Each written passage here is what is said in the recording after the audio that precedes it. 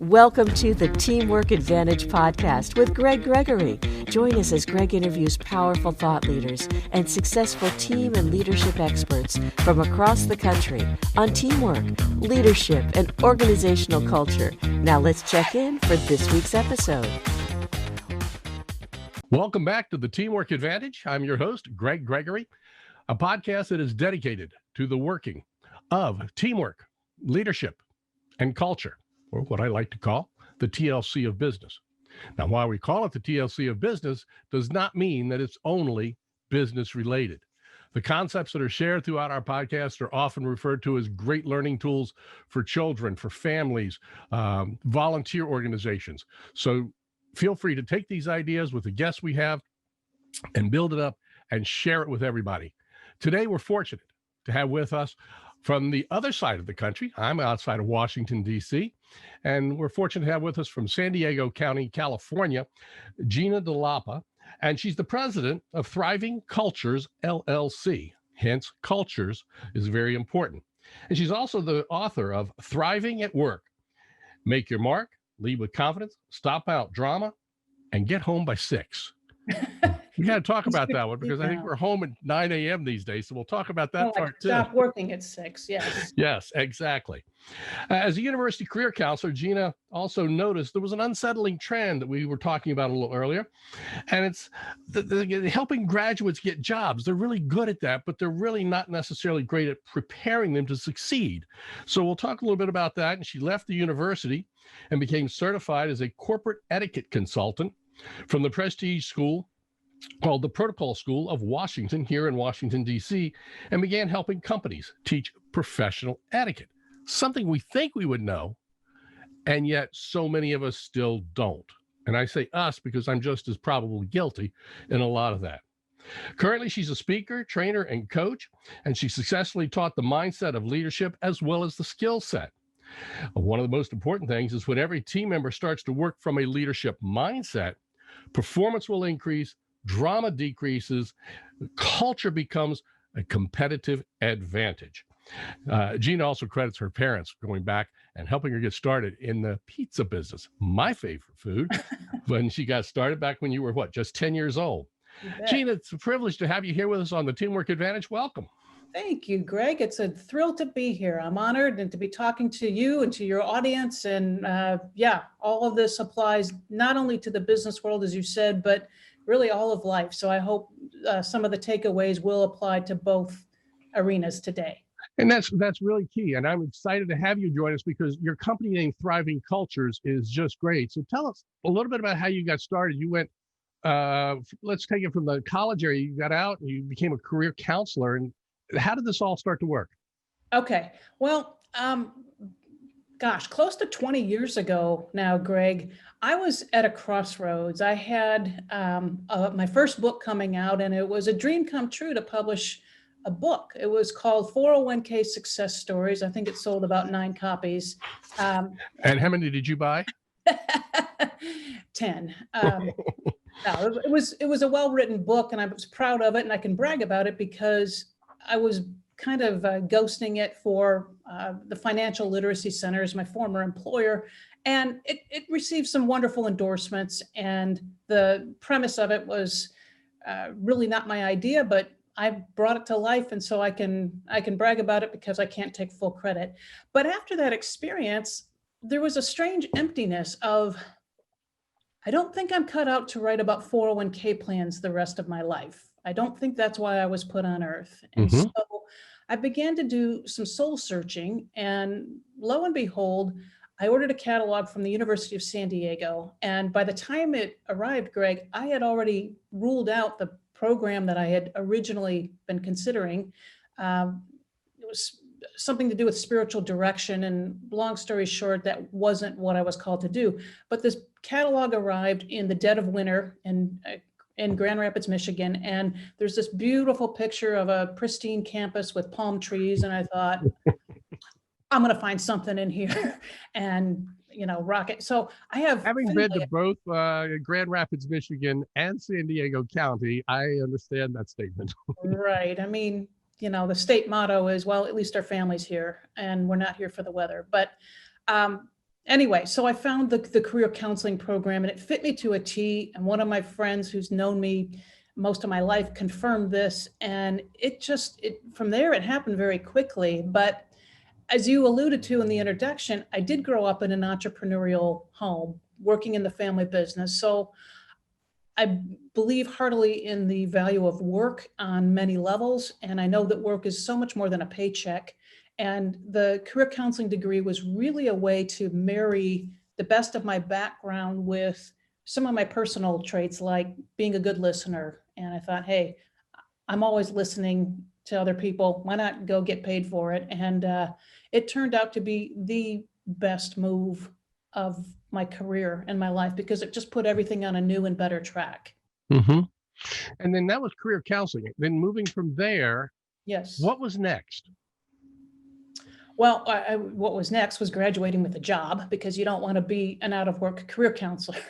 And so I was, worked at a university for 4 years and then came up to another crossroads. I think we all have times in our life, everyone can identify with, if I'm going to grow, I'm going to probably have to go outside the organization. Mm-hmm. And there were a number of factors playing into that, which I won't get into too deeply here, except that I had the best performance review of my life. And I also was told no to the two things I most wanted to do going forward. So it was kind of, again, if I'm going to grow, I'm going to have to move forward. And I was seeing those cases of we're helping students get jobs. We don't prepare them for how to succeed on the job. And I was hearing from employer after employer, students aren't ready. They graduate and they show up with the cap on or cap on backwards, and they don't know how to dress. They don't know how to conduct themselves. And there was a real frustration. And I thought, I love and respect students, but I also know what they need to know, and I can be that bridge. And so out of that came my first company, Real World Etiquette. And, here's a tip, folks, don't pick a URL with words that people can't spell. Etiquette, it was, frustrating, but out of that, then I went to the Protocol School of Washington and, started doing some things just for right management, which didn't have a lot to do with etiquette, but it gave me a starting point. And from there, I did some work for Deutsche Bank on Wall Street, and then some other firms on the West Coast and points in between. Mm-hmm.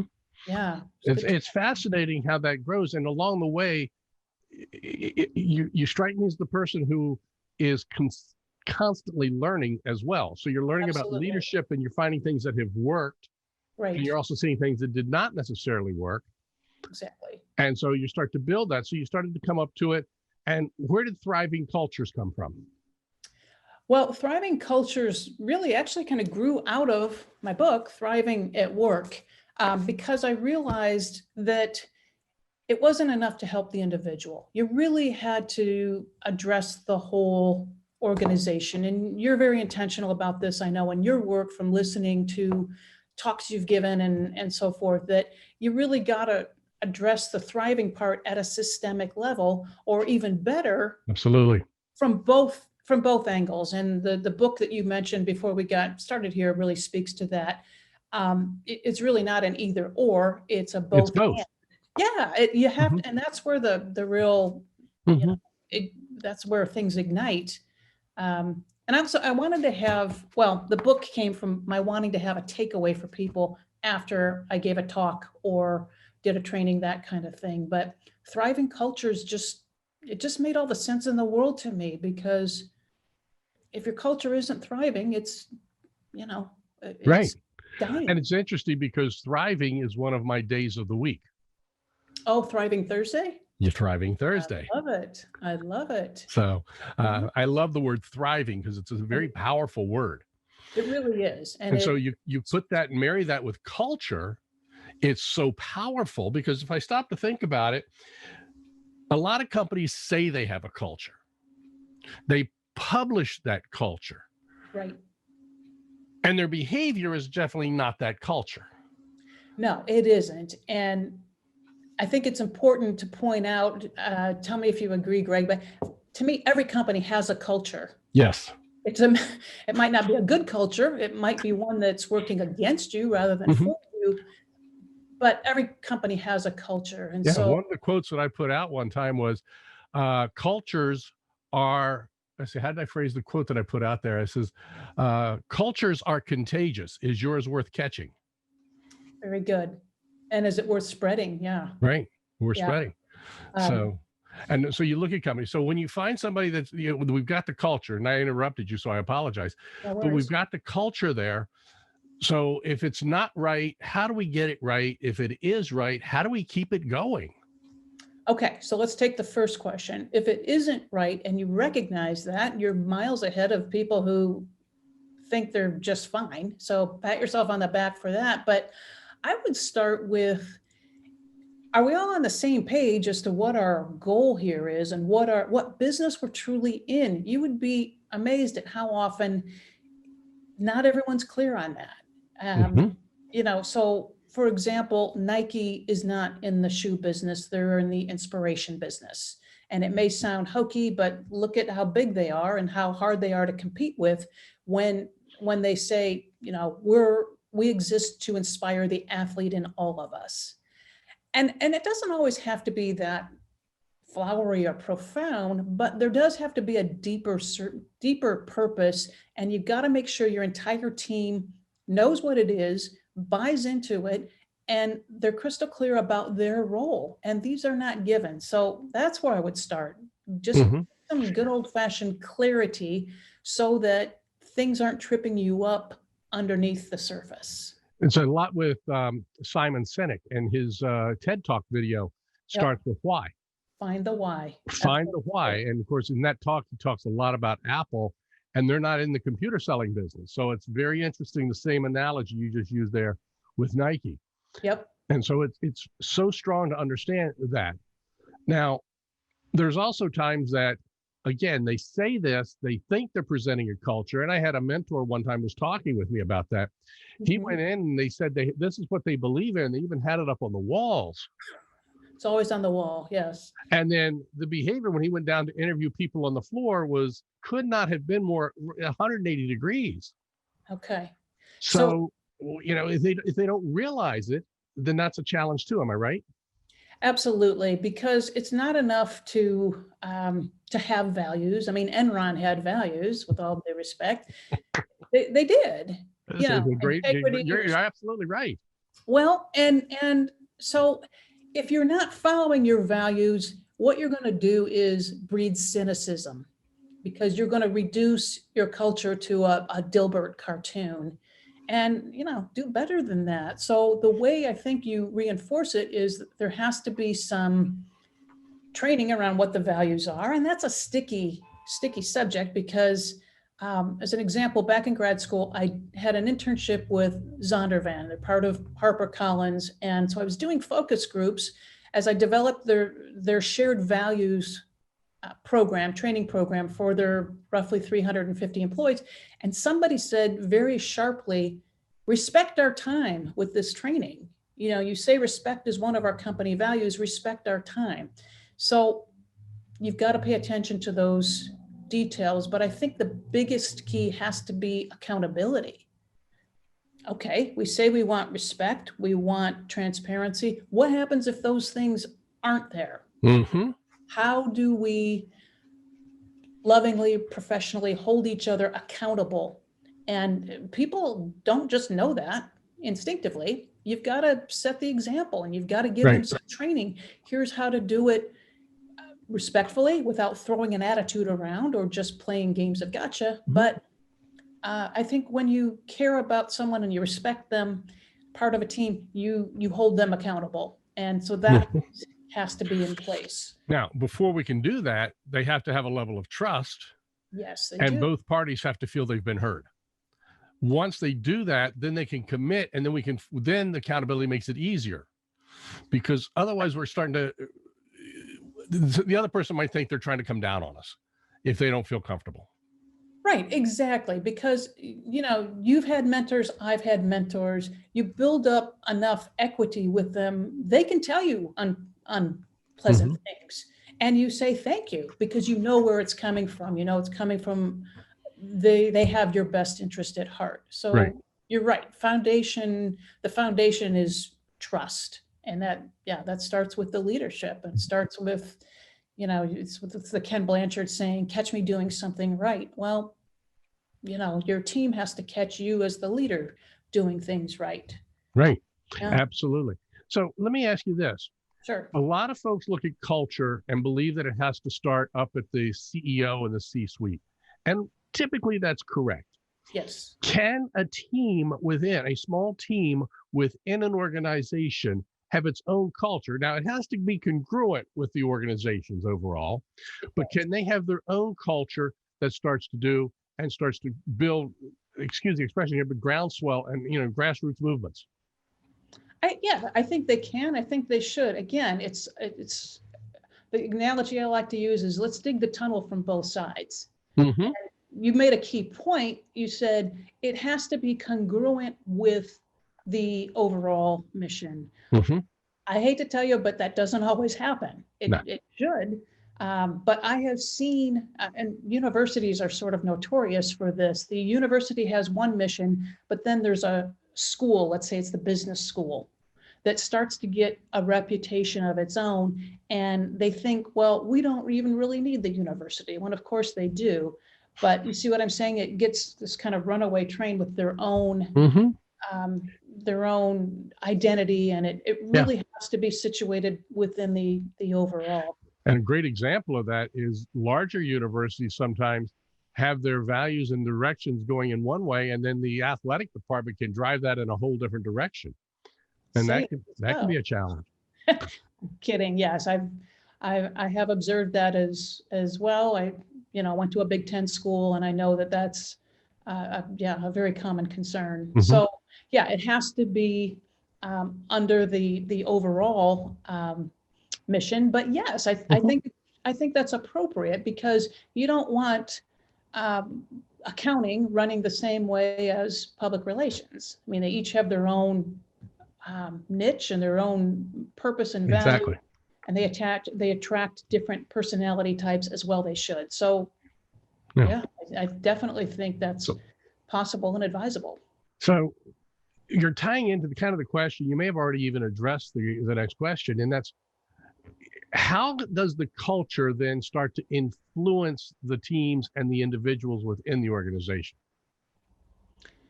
That is a good and very deep question. I think behavior is key. I mean, as we said, you can't just go off and have a retreat and sit in beanbag chairs, and I've seen this done, and come up with this flowery mission and all of that, and think, all right, we've checked the culture box.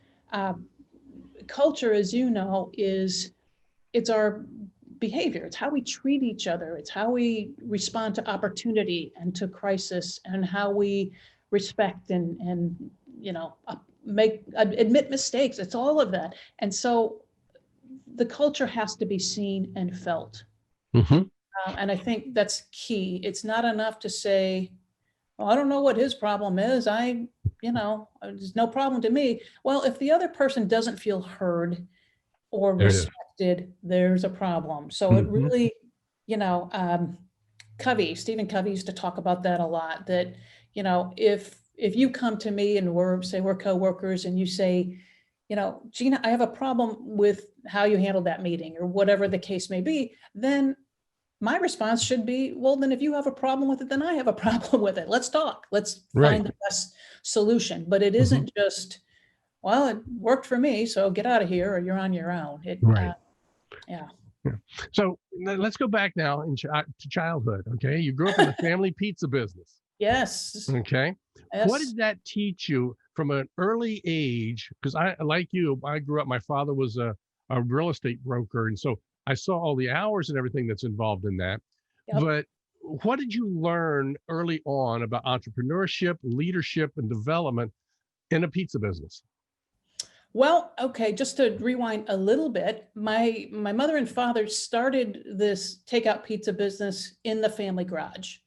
And so they converted the garage, and through a host of experiences. They were able to buy this house. It was zoned commercial, and lo and behold, and this was just a couple years before I was actually born, Greg. So I literally came into this entrepreneurial family. By the time I was 10, the business had moved out of the garage. Obviously, it had become a frozen pizza company, frozen foods company. And yeah, I worked for the grand sum of 50 cents an hour. That was the summer after fourth grade. And I was eager to work. I was eager to join the ranks of the working world, because my 3 older brothers got to work and I saw my parents doing it. So I kind of wanted to be one of the gang, and I was. But every single night at the dinner table, whether we wanted it to be or not, was a little mini seminar on employee engagement. And we didn't have that term then, obviously. I thought you were going to tell me every night was pizza. I was like, yes. Yeah.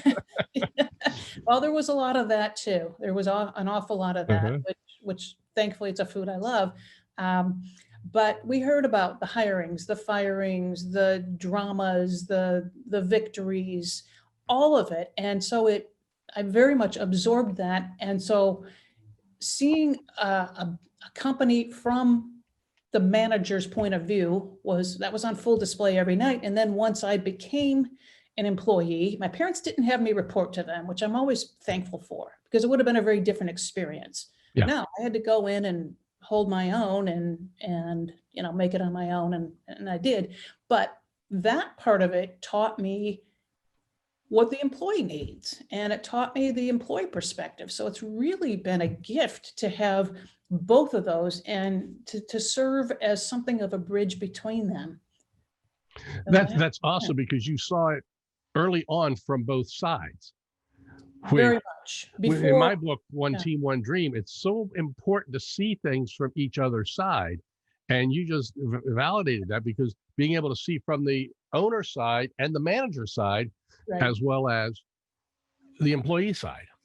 Exactly. And my parents themselves, my mother and my father, had very different management styles and so forth. So I learned from both of them. And, my dad was still is the wild-eyed risk taker. And, and your mom was very conservative, softer, did not want to take as much risk. Yeah. And your parents could be my parents at that point. Yes. Must be a generational thing, but I wouldn't trade either of them. I went and saw them last week in Grand Rapids, spent a little over a week with them, and yeah. Yeah, that was my parents. It actually was my wife and myself as well. I will take risk, and she says, I got to keep your feet on the ground every now and then. So. Well, yeah, I think every entrepreneurial enterprise needs someone to make sure that there's going to be, money in the till 3 years from now, and someone else to make sure that payroll goes out on Friday. Yeah, absolutely. You need both. Let's look now. So now we've talked about the employee engagement a little bit, and we're going to get into that a little bit more. Okay. We've talked about the culture and the leadership in your book. Okay. And the whole title of the book, I want to say it again, is Thriving at Work. Make your mark, lead with confidence, stomp out drama, and get home or out of the office by 6. Okay. So you talk about the 7 C's of leadership. Yes. In that book. We don't have time right here to go through all 7 C's. And by the way, I have downloaded that book on Audible. So it's a powerful way to listen to books. So I can't tell people enough about how good Audible is to be able to listen to it. I do it when I walk the dog, when I'm in the car, things of that nature. So, but let's talk here. The one that I was looking at, I really loved, and I'm going to take right out of your book, the Competence. And you start off with a quote from Billy Joel. Okay. I've reached the age where competence is a turn on. I love that. When you don't know something, how willing are you to ask the question and listen to learn new skills? That shows that builds what I teach a lot and focus on: vulnerability, trust. Yes.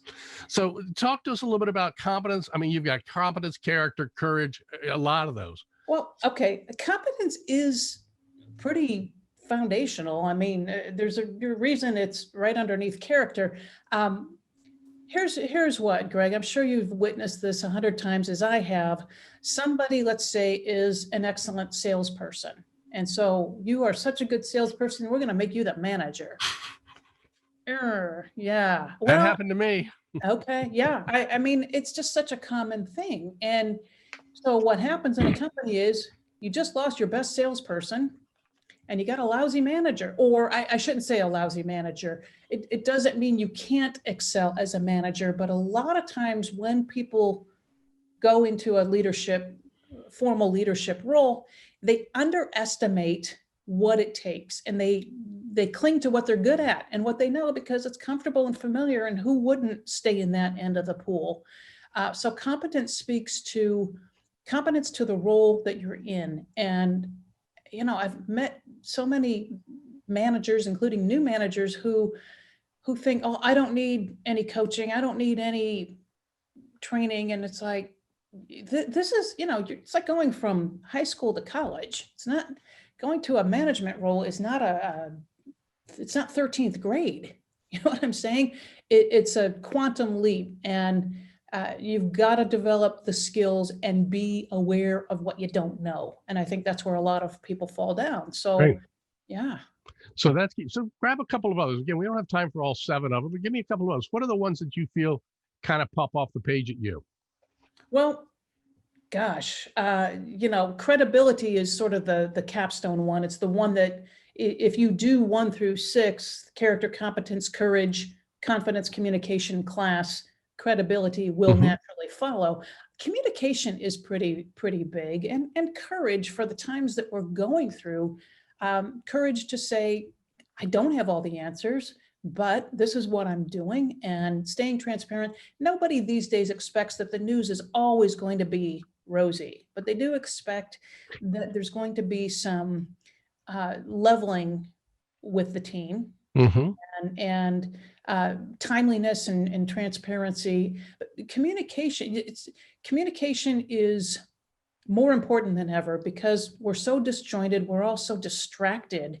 You could talk to any person on your team, and each of them will have a volume of things that they're going through right now outside of work. Right. So, it's important. And that's never been more important than the last number of months dealing with this pandemic. Right. Is, parents are trying to educate at home. They're around the house. And I have worked from home for over 20 years. So for me, it's not a huge transition. It's just that I'm not out on the road nearly as much. So I'm used to some of this concept of working from home. The interesting part is other people, though, bringing it in. And with everybody there, we're now missing a lot of communication at the water coolers. We're missing that. The nuance. Nuances of some of that. So now we're communicating over Zoom, over Microsoft Teams, any of those other platforms, and we're missing a lot there. Do you have any tips in dealing with communication that way? Yes, I would say first, err on the side of over communicating. And that means keeping your team up to date, but also listening. Listening is a highly underrated part of communication. You've got to listen for what's not being said. You've got to be proactive and ask, what would be helpful for me to know about you right now?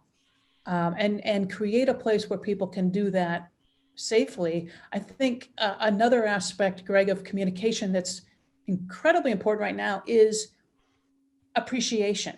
It's almost like you can't appreciate your team enough right now because everybody's struggling, and you can't assume that, what do you mean? I told you last year at our performance review how much I appreciate you.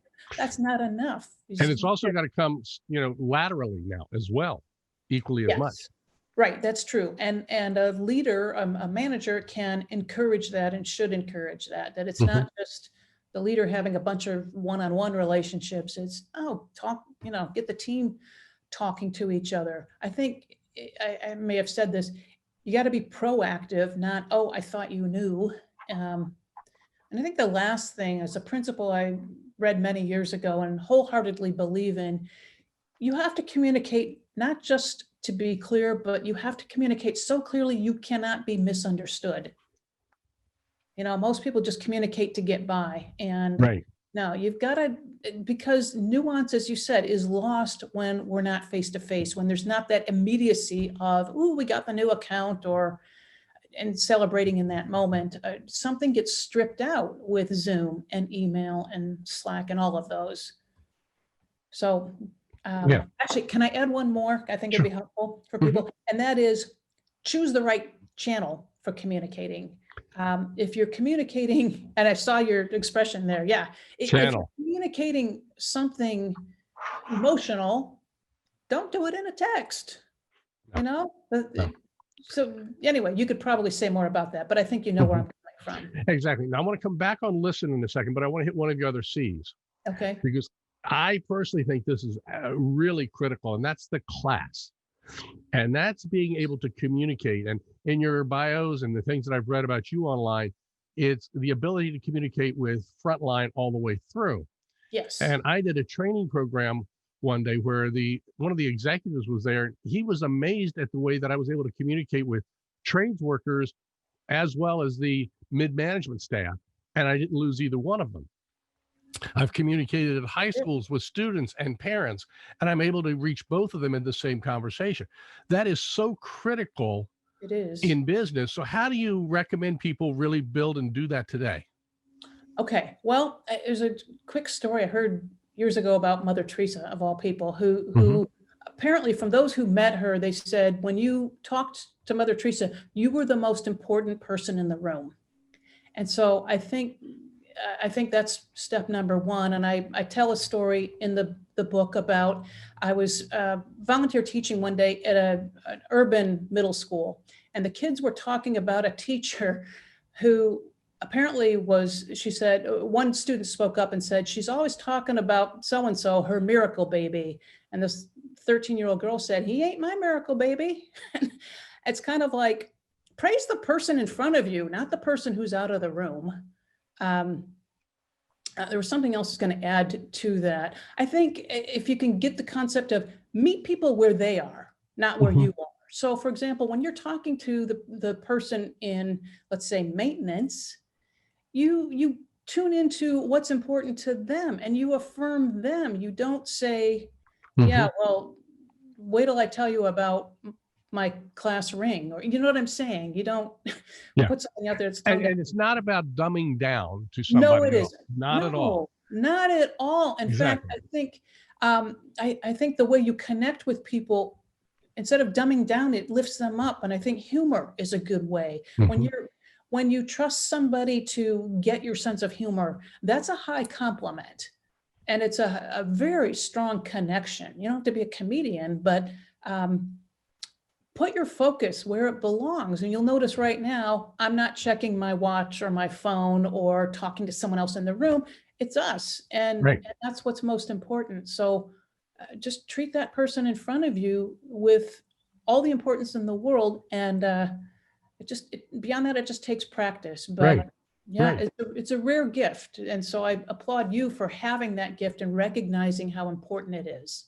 And it's something that I learned from my father and everybody else. So again, our upbringing comes into play. Yes. So let me ask you now, we talked about listen. I want to go back on communication and listen here. Okay. There's so many stories about bad listeners and everything else. If you had to summarize, give me 3 or 4 quick tips for people to be better listeners. Any suggestions for our listeners? Because keep in mind, our audience here literally ranges from the frontline trades worker all the way through the C-suite. So that's really key. So what can we do about being better listeners? I guess number one, make it a priority and tell yourself, I'm not going to just pretend. You can't fake good listening, right?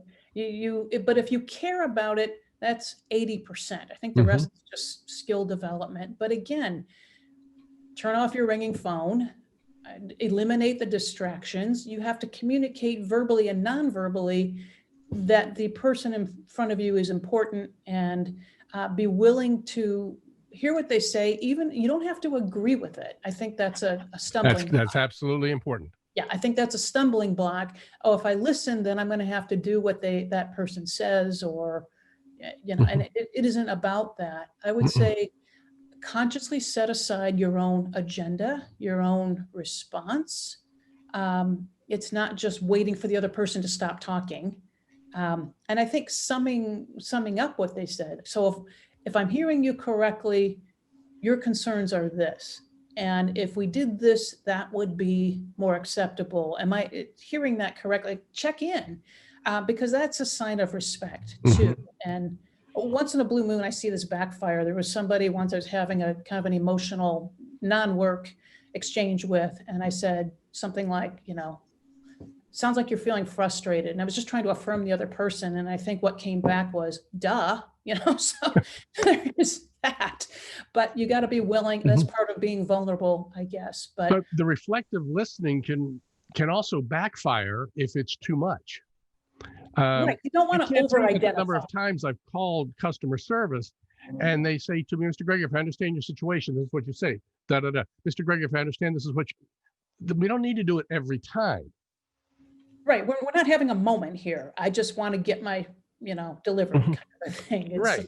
So you got to understand how to reflective listen correctly to bring us back on point, make sure we're online.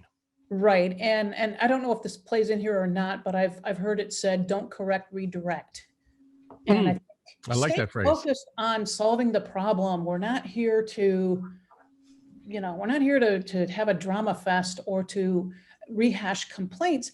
Let's just fix the problem and let's move forward. But yes, the other person just needs to feel heard. And I can think of a job I had many years ago. I was a newsletter editor, and the newsletter it was a kind of a sponsored publication. And so companies all over the country would personalize it with their information. But inevitably, on Monday mornings, I'd get calls, client number such and such is really frustrated about this article that you ran, or whatever the case would be. And I'd have to call them and say, hi, I'm Gina DeLapa. Some days I'm prouder of that than others, or something a little disarming. But if they felt heard, even if we weren't able to change the situation, most people just want to be heard. They don't need to persuade you.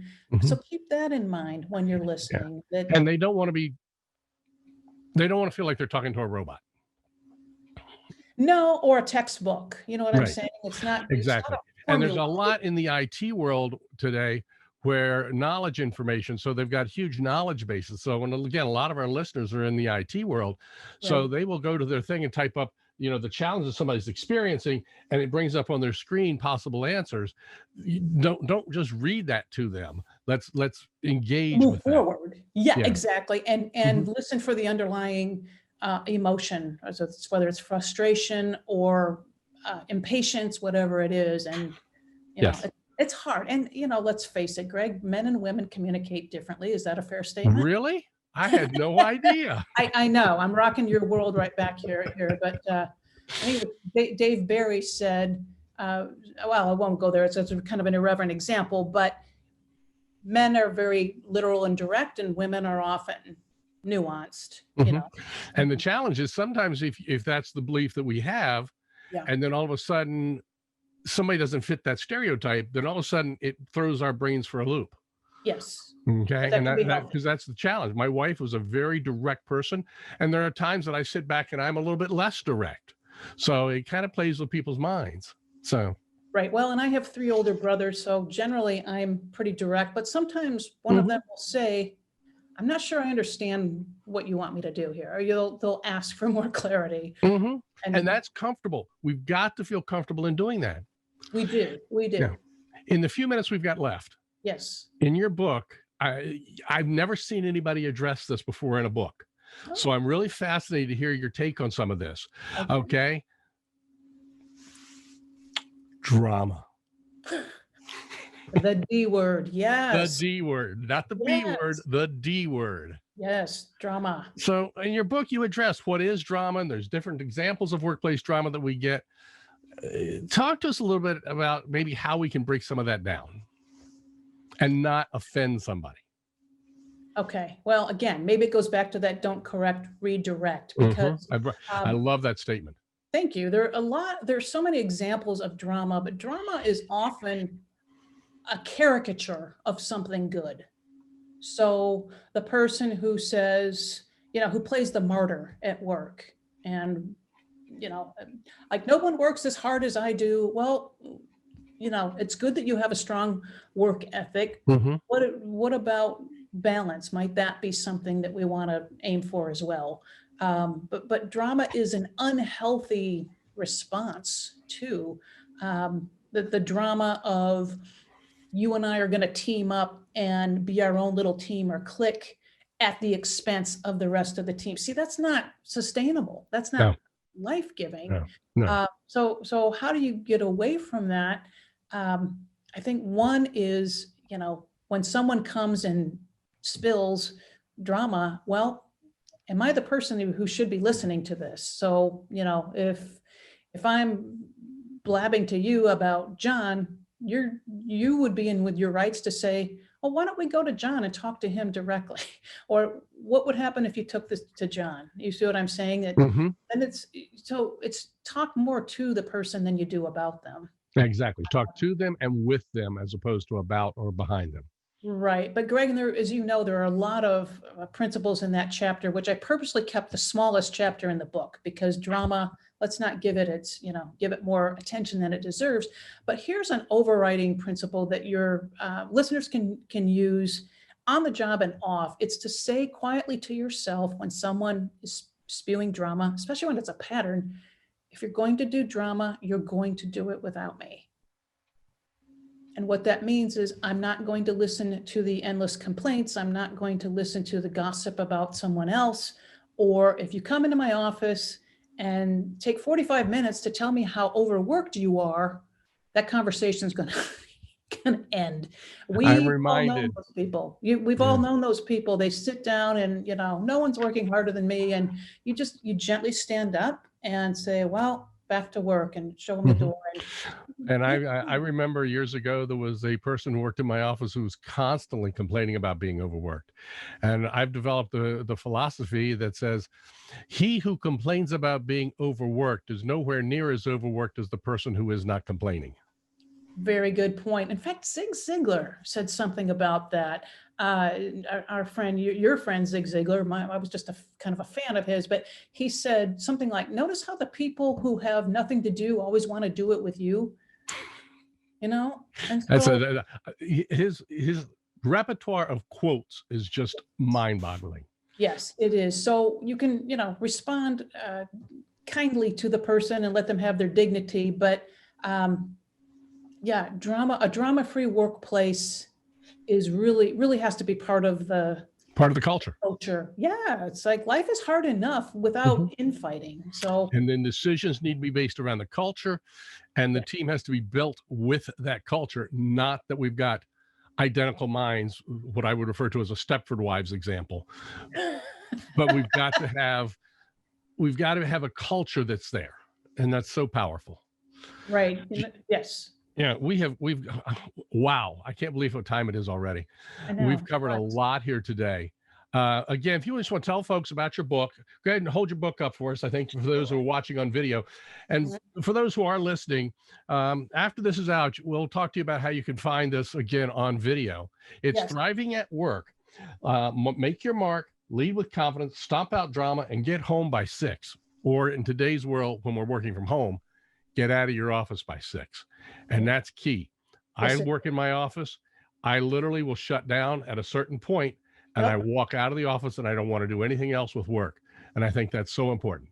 I think it's crucial to avoiding burnout and to maintaining engagement on the job. Having our own engagement, not necessarily engagement of others. Yes. Yes, exactly. Yeah. Exactly. So the book is available. If you just want a single copy, I would just simply go to Amazon and type in Thriving at Work. There are 2 Thriving at Works on Amazon, but mine's the one with the pretty blue and white cover. Just ask me. And but if you want it in quantity, I think there may be some construction on my site, but go to my site, which is GinaDeLapa.com, GINA, D as in David, ELAPA, and you can navigate to the store, and I can get this for you in quantity and get it sent to you directly. Very, very easy to do. So if you want it for a team or that kind of thing, more than happy to. And I'll go ahead and put a link for your website to your store page. Thank you. On the broadcast when we put it all out that way, so people can click on the link from their phones or wherever they're listening here. Yeah, wonderful. I think we helped some people thrive today, Greg. I hope so. Yes, I do too. Gina, my philosophy is very simple in life, and that is do not have a good day, because having a good day is just being average. Don't have a good day. Go out there and make it an exceptional day. Oh. One of my coaches used to say, have an excellent and exceptional day every day. Gina, thanks once again. Until next week, when we have another guest on the Teamwork Advantage, go out and make your day excellent and exceptional. Bye-bye. You've been listening to the Teamwork Advantage with Greg Gregory. Be sure to like, subscribe, and activate the bell icon to be notified of future episodes. To learn more about how Greg can help your organization develop a powerful winning culture, visit TeamsRock.com. That's TeamsRock.com.